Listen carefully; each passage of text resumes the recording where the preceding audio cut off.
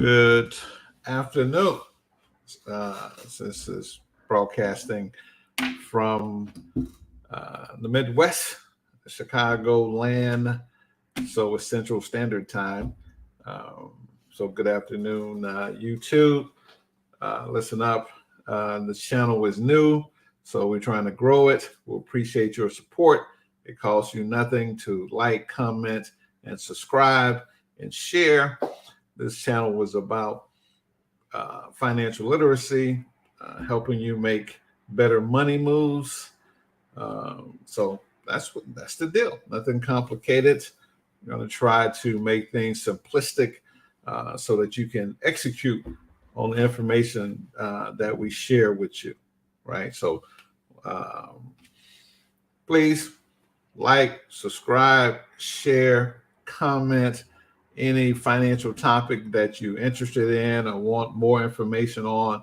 You can also comment that down in um, the comments, and we'll look at it, and we'll discuss it. You know, I'm not bragging or boasting, but my wheelhouse is pretty full with knowledge on financial services because we've been in this game for over 3 decades. So come to learn a few things that we could share and that can help impact your financial future, right? So I do have a good friend of mine, Brother Kevin, is going to come in and hang out with me, and he got questions, he got input, he can do it. All right, so we're going to bring him on. Hey, Doc, how you doing? I'm good, big brother Joshua. How are you today, sir?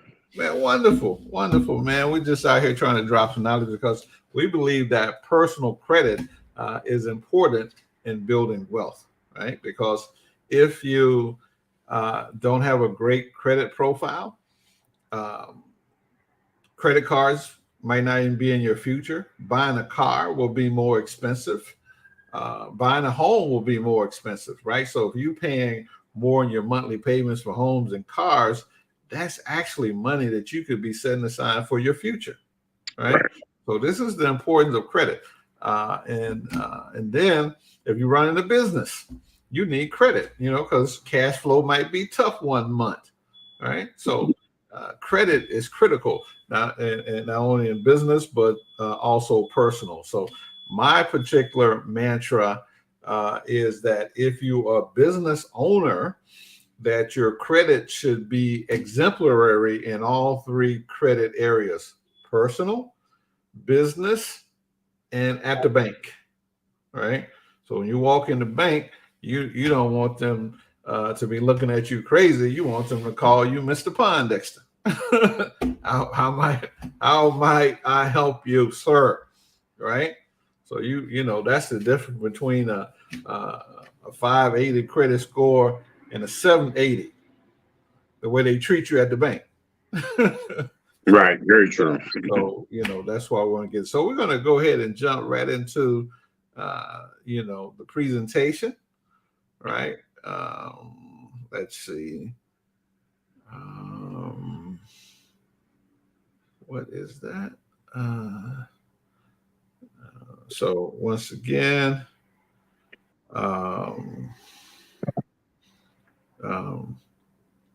as I stated, this channel is new. So we are learning the ins and outs of this process, right? So let's go here to one. But it's a fun adventure, man, learning new things, right? Yes, it is. You know, because life is about learning and growing. And I'm on board for that. Okay. All right. Let's come back here. So as you can see, this is what we're going to talk about. 1 second here. Let's hide that. Let's get these ducks in a row, right? So and as we grow the channel, we're gonna actually have people that do this stuff. You know what I Exactly. mean? It was like, hey, I don't have to be flipping around with it. So let's go slideshow from the beginning. Personal credit. For me, it's a social justice issue, right? Because um, if there's social justice, you cannot build wealth, right? And that's what the American system, respect as wealth. You cannot build wealth without personal credit, right? Let's see. Are you still with me, Doc? I can't see. So what I'm going to do, I'm going to do something different. So stop that. Yeah. So we're always talking about social issues, right? This is a social issue, credit. And so if you can't get, let's just say the three most discriminating or racial discriminating places in America is New York City, Chicago, LA, based upon home ownership and employment, right? So if you cannot get a place to live, if you cannot get employment, because they used to discriminate you on based upon your credit score, right? With employment. So that's a social issue. Would you not agree? Yes, it is. Big It's social yeah, issue. it is a big social issue, and so we're here to change some of the dynamics in our community about that, right? So okay, so now we got it up. All right, got the screen up. Thanks for your patience. Had to do a little filibustering there. So personal credit, a social justice issue, right? Home ownership, employment. Man, I don't care if you don't like me, right? I don't care if you don't want to live next to me. Can I get a job, right? Can I get a place to live? You know, the current reality today is that home ownership is out of the reach of most Americans, right? And so what's going on is that you need a higher credit score to rent a place than you do to get a mortgage. So Yep. some landlords are, and depending on the neighborhood, they might want a 720, right? So it's an issue. So that's the point I want to make. So the lowest score, African Americans have the lowest average credit score of all Americans. Ages 25 to 35 is the score is 582. That's the median FICO score for that demographic of young people. Young people, you need to work on your score. And as we go through this presentation, you're going to see why that's the reality with young people and low credit scores, right? So that's an area that we can improve upon, that we can work on with financial literacy. We can help these young people improve their credit score. And that's not, and so that's young people. And then African Americans, we as the population have the lowest credit profile. We and we can help with that also. That's why we do this. So financial literacy. Credit score provides a lender an insight into the financial and credit history of a loan seeker. So I did mortgages originating from 1999 to 2010 when I got out of that business, and so people will tell me that, well, my credit score is 700, right? Oh, I got excellent credit. No. I need to look at your credit report. It's not that I don't believe you, which I don't.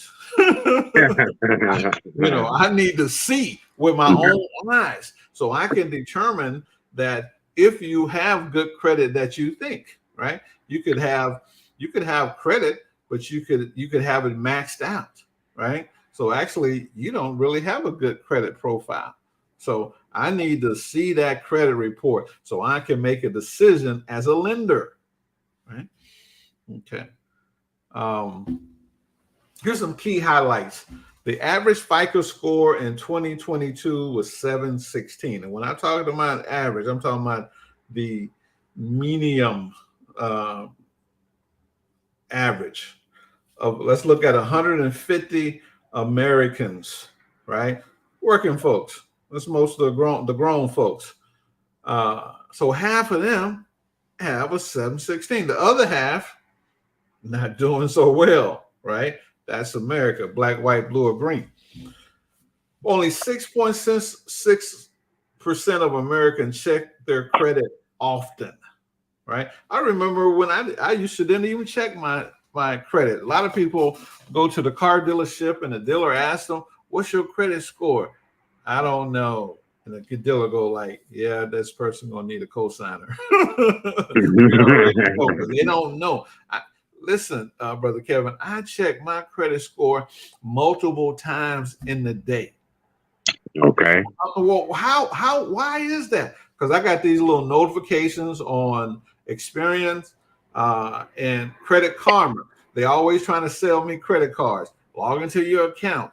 Experian will be like, "Wow, you're doing wonderful. You're checking your credit. You are A+, right?" Yeah, because the reason that my credit score is high is because I check it. Because something could jump on my credit report like that's not mine and mess up my score, right?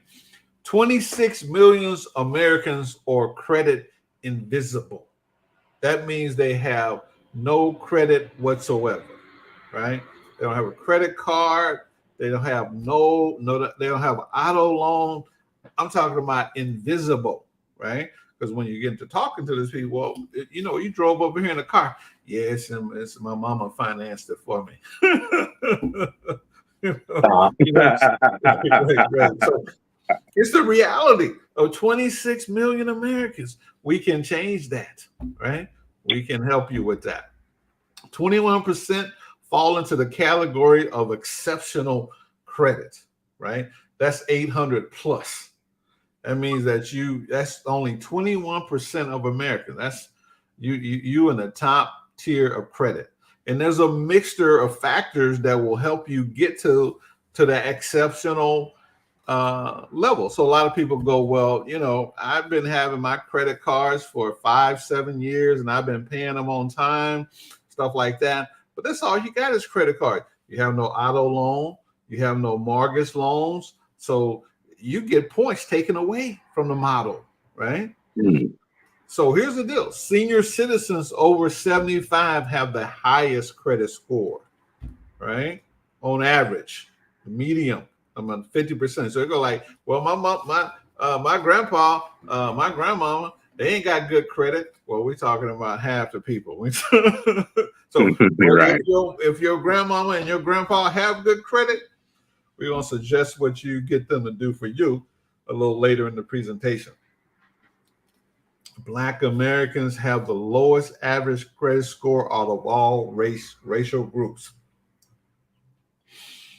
And it's just because of education, just because of financial literacy. It's not that we're good, bad, or indifferent, or we don't want to do better, right? We just don't have the knowledge of how this credit is working and how it can benefit us, right? Because here's the whole thing about it.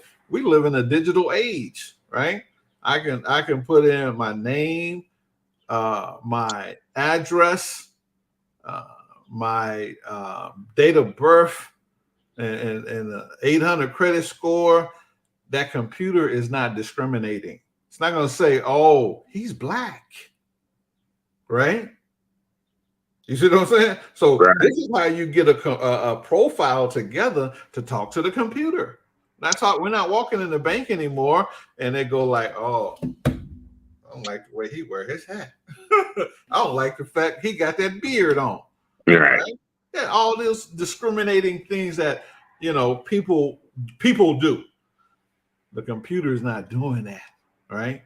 Give that computer an information they want. That's a little tip as we pass along. We're gonna drop them all through this presentation. Don't expect what you don't inspect. One of my old mentors used to say that all the time. Right? Well, what are you doing this month? What are you gonna how many, and I was selling life insurance, how many policies you gonna sell this month? It's like, well, I don't know. Doc, you ain't selling nothing, Doc. Right? You better inspect it if you expect for something to happen for you, right? All along the way. Don't wait till the end of the month to start see what's going wrong, right?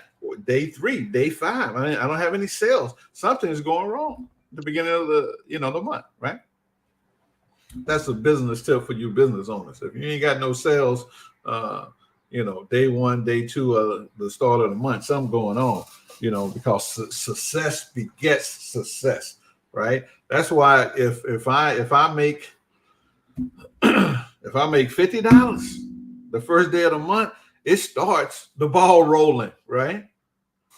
Yeah, at the end, the last day of the month, I make 5,000. Right. Make that 50. Okay, so 51% of Americans don't check their credit score at all, right? Of course, when people used to come to me trying to get a home, say, "You trying to get a home? You don't know what your score is?" Right? Well, no. I just want to get a house. Okay. I'm not very excited about that customer, right? 39.7 do it time to time, right? They'll check. And those time to time is when they get ready to buy something, right? They're getting ready to get a Macy card, or they're getting ready to try to get a car or things of that nature. Then that's when they look, right? 8.6% check their credit often. Those are the people that have high credit reports, right? Because you can't constantly be looking at something every day and it sucks and you don't want to change it, right? Right. You're gonna say, "Oh no, this is not me. This score is not representative of me." Look at that nice looking shirt you got on. That a 400 credit score is not representative of you. Right. So paying attention to the credit score is key for financial management, right? You got to pay attention to your credit score. And with Credit Karma and Experience and all these types, it makes it easy. You get the app on your phone, you can check it daily, right? Because stuff could happen daily. When I used to do mortgages, people would pull their credit scores like, "Wow, we got a good one here." And we started going towards the mortgage process, originating it, getting ready, and they will go buy a car or go apply for credit and will kill their profile. Then they come back with me, "Oh, I thought I was set." So then I had to start learn to tell people, if we start doing something with your credit to buy something, don't touch it. You do not touch it. Right. Okay. How credit scores are calculated, right? So there's the FICO and there's the Vantage score, right? The FICO is what major lenders use for mortgages, credit cards, buying a semi truck. They're going to use the FICO. The Vantage score, some banks use that to give you credit cards, right? So the Vantage score is always a little higher than the FICO. The FICO scoring model is a little different. It takes in, different considerations. So I'm not going to really go into the Vantage. We're going to focus on what goes into a FICO credit score. So payment history is 35%, right? So make sure you pay your bills on time before time, right? If the day is the 19th, if your balance is due on the 21st, make your payment today, right? Make it early, right? Some people say, well, hey, make 2 payments within the month, kind of break it up and try to trick the system to make it look like you're making more payments, right? Come on, man. We're dealing with AI. Right, they know. Right, they know. You ain't tricking nobody. Right. No hacks. You know what I'm saying? So payment history. Pay that thing on time. I don't have to use no hacks, no tricks. Pay it on time before time. Right? Point blank, period. Credit utilization, 30%. So if you have $1,000 worth of credit, you need to, every reporting period, you need to be under $300. Mm-hmm. That's it. 30% utilization. The length of credit history, that's 15%. So you need to get some time on your credit. 1 year, 2 year, 3 years. So the lender will start giving you some favor after 24 months, right? Of paying on time. It's like, okay, this person moving in the right direction. We can trust them with more money. They will start raising your limits, right? And then new credit is responsible for 10%.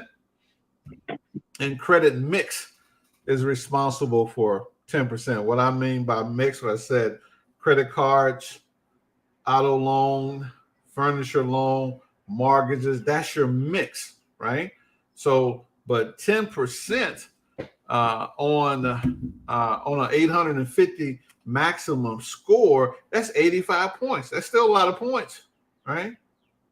All right. So if you're trying to get to the 800 plus, 840, 850, I didn't have clients that have perfect score, and they're very proud about it, or they should be, right? But they have that perfect mixture. They got a mortgage, they got different types of loan on their credit card, and they got that 10-year history, right?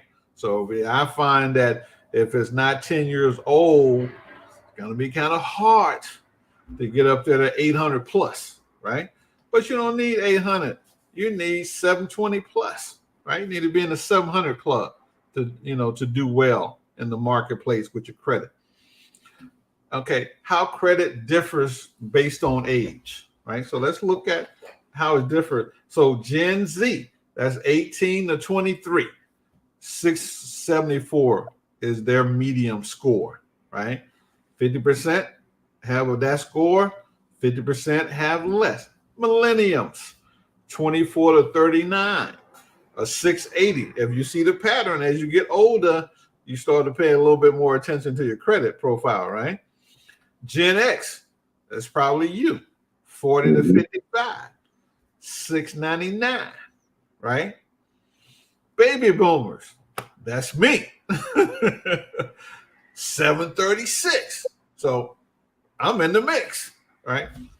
The silent generation, 75 plus, 758. Why do you think they call these people the silent generation? They ain't got nothing to say to y'all. They like, we're going to leave these fools alone. We're going to leave them to their own devices. They don't want to listen to us. So, hey, they've not been listening to us since Gen X, right? Millennials definitely. So we ain't got nothing to say. We just go silent and watch you fail. But tell you young people, that's who you should be talking to, right?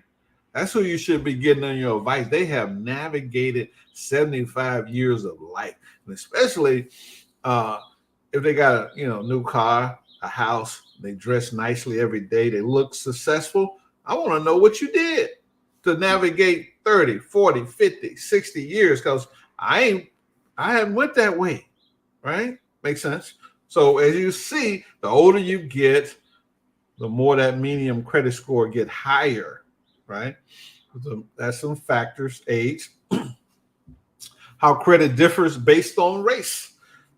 Asian Americans, they have the highest, 7.45, right? White Americans, 7.34. African American, 677, right? You need a 680 to get a credit card, right? To get a business loan. So we averaging 6. That's why we can't, do it. 54% of Black Americans are in the poor or fair category in credit profile. That don't mean that you poor. That don't mean that you fair. Only thing that means, my friend, we don't understand the credit profile, right? And how to maximize it. Right? So we just, and I find that with my clients, when I show them and teach them how to maximize their credit profile in months, 6 months, 9 months, they have 60, 80 points jump, right? Because they're not doing anything extraordinary. They just paying attention to the little things, right? Because they got credit.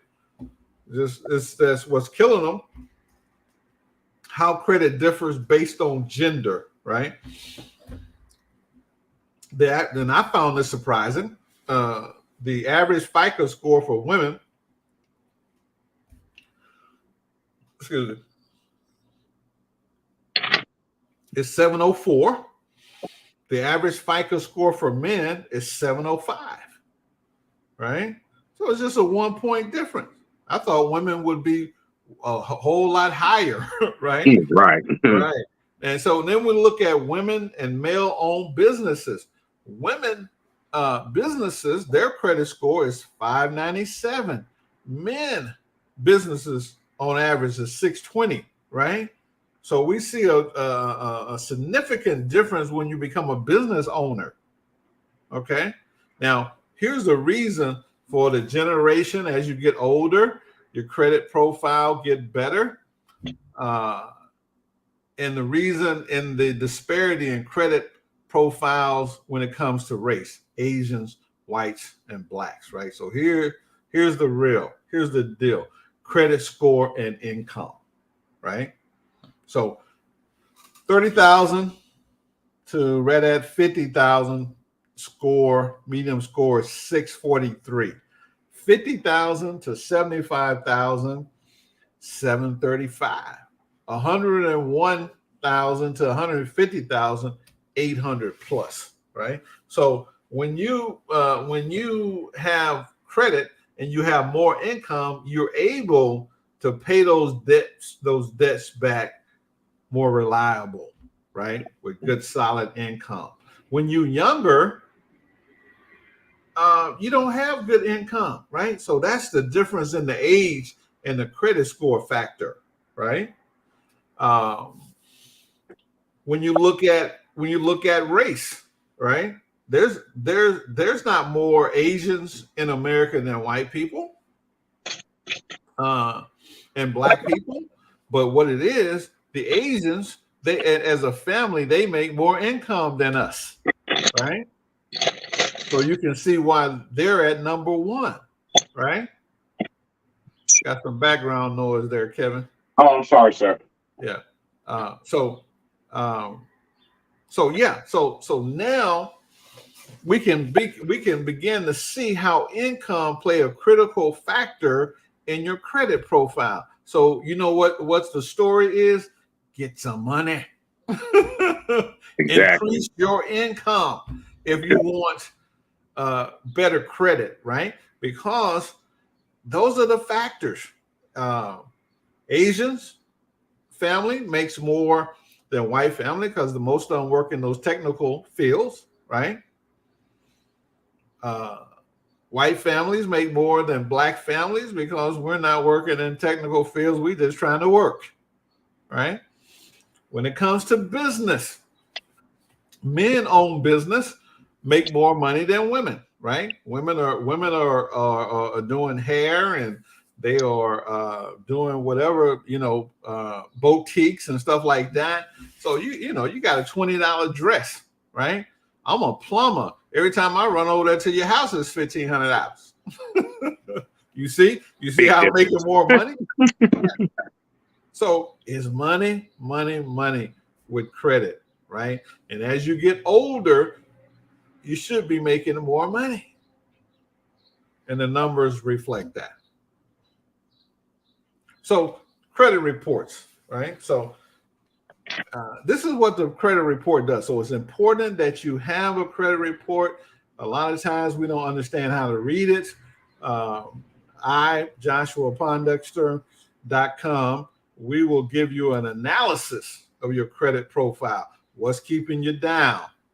What you could do to improve that profile. This is what it does. It gives a more detailed outlook on purchases and credit utilization. It's the most efficient way to get concrete information on how credit has been used so far, which in turn can help with planning on how to increase the overall score, right? So if you just tell me, I got a 680, 720 credit score, I don't believe that. I need to look at that credit because you might not checked it for a month and something erroneous might have jumped on there and dropped that score like a brick. Right. So and then I could tell you how you mix your balance of credit. Right. So that's why that credit report is important. Right. And I have a personal mantra, Kevin, is that I don't believe none that people say, and I believe half of what I see. Right. So I need to see it. Right. Seeing is believing. Right. Another reason to check, to spot possible mistakes, right? There's no such thing as a credit report. What happens is that when you pull your credit, let's look at your name, your address, social security number, date of birth, all those type of factors, and it goes out to the ether and collect all the data on you and then populate a report, right? Just the way a credit profile is generated is latent with errors, full of errors. So you think I'm the only person in the world named Joshua Pondexter? No, I got Joshua Pondexter the second. I got Joshua Pondexter the third. I got some guys out there that on Facebook are friends of mine. Their name is Josh Poindexter, Joshua Poindexter, right? So look at that similar. So I'm getting data from him that could make a lot of mistakes on my profile, right? In 2021, there was 300,000 complaints filed, right? With people in the credit. Do you know where people file their complaints about their credit? For me. Yeah, you. Yeah. No, me. It's with the isn't it? Don't you do it with the major or the major three? Equifax and like TransUnion. Experian, yeah. No. All right. Well, I'm here to learn. That's why there's only 300,000 complaints, because we don't know who to complain to. The governing body is the Federal Trade Commission. Oh, okay. FTC.org. They the one that's who we should be complaining to. .gov, not .org. The FCT.gov. It's a government entity, and it governs fair credit laws, right? So there's two laws: fair credit reporting, fair credit repair, right? These two major laws, there's more than two, but these two major laws protect the consumer. And I would tell anybody they should read them. I read them, and the things that they protect, you'd be like, why they got this? Why are they protecting that? That's because the lenders were just running roughshod over people, right? So they had to put all these laws in places. And we're going to give you a couple that's very vital. It says that your credit report should be 100% accurate, 100% timely, right? And 100% verifiable. These three factors, what I utilize to get negative stuff off of my client's profile, right? 100% accurate. Well, my name is not Poindexter, right? That's not accurate. You need to remove that whole file, right? You say I owe $2,030. No, I owe $2,031. That's not 100% accurate, right? That must be removed, right? And timely. Oh, this is past the statute of limitation. You got to remove this from my file, right? That's what credit repair is, right? Mhm. Understanding the laws and how to apply them, right?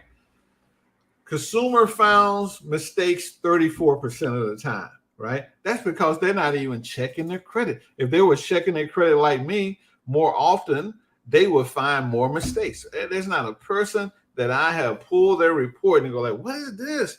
This ain't me, right? Except for those people who had high credit and they knew that what was on there. The folks that had low credit was like, I don't remember this. Yeah, right. Okay, you don't remember this. These are some of the reasons to check your credit. Personal information wrong. My name is not Josh, Josh, Pondexter. It's Joshua, right?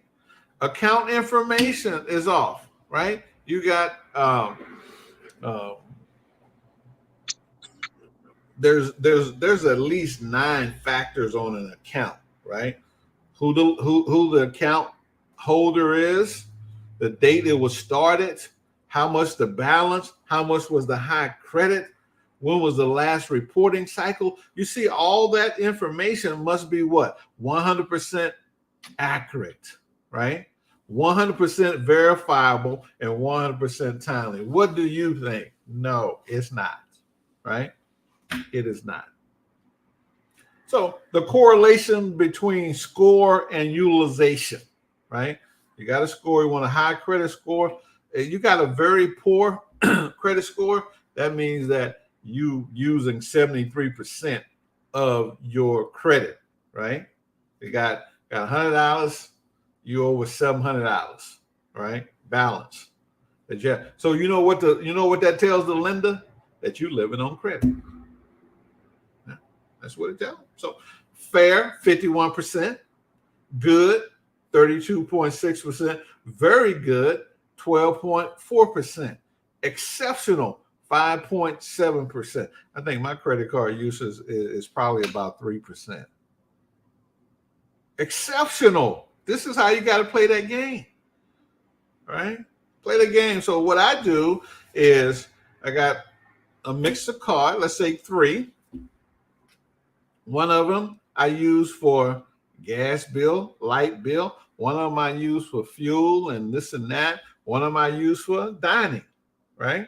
And so before the end of the month, I already knew that I was going to spend $1,000 out doing what I was doing. So that $1,000 get wiped out, right? Because I got the cash. Never ever. Here's a tip. Here's a pro tip for our people. Never ever use a debit card again. Yeah. Thank you, sir. Never. No debit card. All right, use your credit card. Get your points, man. I got points coming here. I got airline points. The last time I went to Belize, I think round trip, it was $84 with points. Yeah, that's living. That's living, my friend. So what can you do to improve your score? Paying your bills on time, number 1, right? Keeping credit card balances low. Become an authorized user on others' accounts. So when you have that 75-plus-year-old family member, right? Mama, big papa, can you put me on as an authorized user, please, sir, ma'am? I won't be able to access your credit or anything. It's going to help my credit profile. It's going to help me get out of here so I can go to apartments.com and get my own place. You see what I'm saying? Authorized user, family members that can help you. Check the credit score often, right? I'm telling you, I am no exaggeration. I am checking my credit score 2-3+ times a day because Credit Karma is sending over information saying, hey, look, we got credit cards for you. We got this for you. They even give you financial tips, right? To build your credit score. Okay. Only apply for credit when it's really necessary, right? Credit is not something that you want to be applying for all the time. I have seen people that had 20 and 30 inquiries. I said, when were you going to stop? You think somebody was just going to give you credit? Those inquiries are killing your credit score, right? Yeah, I was like, this is ridiculous. That's financial illiteracy, where you think that maybe I'm going to slip through and get a credit card. Right. So no, that does not work. That does not help. Here we are, Joshua Pondexter. My company is Stone Consultant LLC. We can help you get your credit together, but it's no magic, right? I don't do magic, but I have a process to help you improve an impaired credit score. And we need to have a goal while we're going to use that credit. Want to buy a car? Want to buy a home? Right? So now that's going to depend on what type of time frame that we're looking at. 6 months, 9 months, 12 months, right? I've taken clients from 400 to 720, 740 in 12 months, right? And they was like, I had never seen my credit score that high, right? So that's critical, right? And so those are the type of things that you need to know, is that I got time. What's my time horizon? There's no quick fix. There's people out there that are doing stuff. If you listen to the news, a girl down in Dallas is running a multi-million-dollar credit scheme, and they locking her up. Young girl, she wasn't even 30. Multi-million-dollars, all right? Life ruined. So this is personal credit is important in building wealth. I think it's a social justice issue, right? Because if you can't get a home to live in, or an apartment, decent place to live, or a job, right? Come on now, right? And so I've been in this financial game for 3 decades, and I've been doing life insurance, investments, mortgages, all type of stuff, right? And I've been selling it in various communities, especially the Black and brown community. I'm telling you, 20 plus years ago, our Spanish Mexican brothers in the Chicagoland area, their credit scores were bad, right? They have outpaced us because they go ask for information. We're at the bottom, right? They have got financial literacy. They take the time, right? So this is why this channel is important. This is why I beseech you to subscribe, to share, to comment, to like, so we can get this information out.